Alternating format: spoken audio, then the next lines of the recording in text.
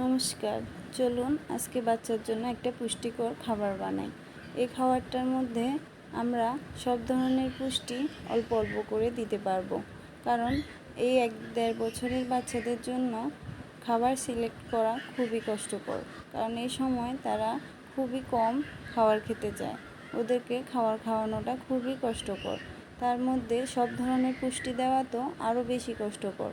তো এই খাবারটার মধ্যে আমরা বাচ্চাদেরকে যত সম্ভব যতটুকু পরিমাণ ওদের দরকার তা আশা করি দিতে পারবো।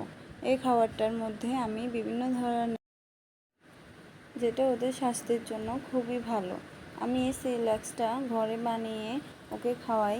তো ওই সেরেলাক্সটা দিয়ে আমি ওর জন্য খিচুড়ি রান্না করি, আবার অনেক সময় দুধ দিয়েও রান্না করি। তো খিচুড়ি রান্নার সময় এর সাথে আমি হালকা কিছু সবজি বা ডিম অথবা এক টুকরো মাছ দিয়ে থাকি। এর সাথে খিচুড়ির সাথে ও সব ধরনের পুষ্টি অল্প অল্প করে পেয়ে থাকে। তো এই খাবারটা বাচ্চাদের জন্য খুবই পুষ্টিকর। দোকানের সেরেলাক্স বেশিরভাগ বাচ্চারাই পছন্দ করে, তবে দোকানের সেরেলাক্সটা খাওয়ার কারণে বাচ্চারা অন্যান্য খাবারের স্বাদ বা রুচি তেমন থাকে না, তারা ওই সেরেলাক্সটা ছাড়া বাইরের খাবার খেতেই চায় না। তো ওই সেরেলাক্সটা না খাইয়ে ঘরে নিজেরা বানিয়ে এটা খাওয়ালে আমি মনে করি সবচাইতে বেস্ট হয়।